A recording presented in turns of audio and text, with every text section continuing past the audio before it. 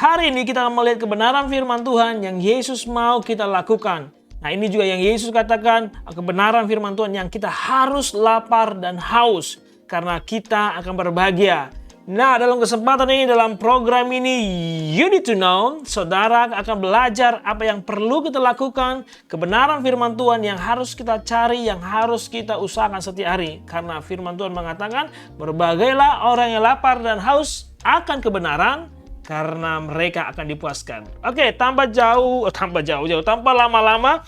Oke, kita akan langsung saja saudara melihat dalam 1 Tesalonika pasal 5. Kita akan baca ayat 14 sampai ayat 18. Nah, saudara, saya kasih dalam nama Yesus. Nah, khususnya buat jemaat saya yang ada di gereja GC Calvary Family. Ya, saudara, kemarin kita berbicara masuk dalam perjalanan rohani kita dalam tema kita dalam satu semester ini, yaitu berbahagialah orang yang lapar dan haus akan kebenaran karena mereka akan dipuaskan. Nah, hari ini kita akan melihat apa kebenaran firman Tuhan yang harus kita lapar dan haus. Karena ini sangat penting. Nah, saudara, kita akan belajar dari 1 Tesalonika dan saya percaya saudara akan diberkati dan sepertinya saudara akan mengalami kebahagiaan oleh karena firman Tuhan.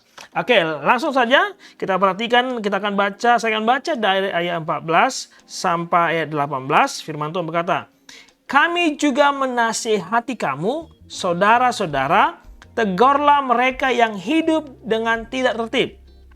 Hiburlah mereka yang tawar hati, bela mereka yang lemah, bela mereka yang lemah, sabarlah terhadap semua orang. Perhatikan supaya jangan ada orang yang membalas jahat dengan jahat, tetapi usahakanlah senantiasa yang baik terhadap kamu masing-masing dan terhadap semua orang. Bersukacitalah senantiasa, tetaplah berdoa, mengucap syukurlah dalam segala hal, sebab itulah yang dikehendaki Allah dalam Kristus Yesus bagi kamu." Nah, oke, kita akan perhatikan pelan-pelan satu persatu apa yang Tuhan mau. Nah, kita akan melihat dari ayat 14 yang perlu kita lakukan adalah seperti ini. Nah, ini yang Paulus nasihatkan pada jemaat pada saat ini, dan ini yang harus kita hidupi. Nah, katakan, saudara, tegarlah mereka yang hidup dengan tidak tertib. Nah, artinya kita harus menegur orang yang tidak tertib. Atau dengan kata lain, masuk dalam kita harus memuridkan, kita mengajar orang, kita memuridkan orang supaya hidup dalam kebenaran firman Tuhan. Dan sehingga mereka hidup dengan tertib. Nah, ini sangat penting. Kemudian, hiburlah mereka yang tawar hati. Berarti kita harus bersaksi, menyampaikan ada pengharapan dalam Yesus. Mereka khususnya sekarang yang masa pandemi ini yang sudah kehilangan pengharapan, ini harus dilakukan. Kita harus menghibur mereka. Nah, bukankah ini juga ditulis dalam Lukas 21 ayat 13? Ini adalah waktunya bagi kita untuk bersaksi. Nah, kemudian saudara lihat, kemudian katakan bahwa belalah mereka yang lemah. Nah, kita harus membela mereka yang lemah. Bagaimana caranya?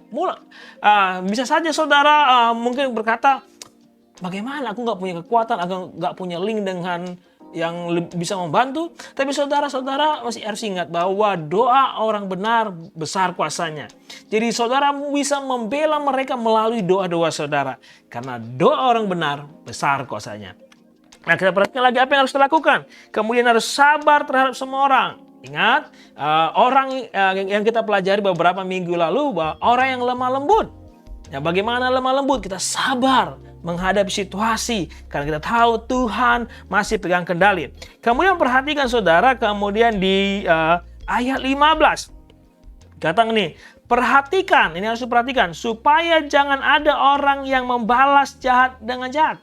Jadi kita harus saling memaafkan, jangan membalas yang jahat dengan yang jahat, tetapi usahakanlah senantiasa yang baik terhadap kamu masing-masing, terhadap semua orang. Dia terus berbuat baik kepada semua orang. Nah, ini yang Tuhan mau kita lakukan. Nah, kemudian saudara kalau perhatikan kemudian, nah ini bersukacitalah. Saudara perhatikan di ayat 16, bersukacitalah senantiasa. Nah, ini yang Tuhan mau. Ini kebenaran firman Tuhan. Karena Tuhan masih pegang kendali atas semuanya. Tuhan sanggup melakukan perkara yang ajaib. Dan kemudian kita perhatikan sini adalah tetaplah berdoa.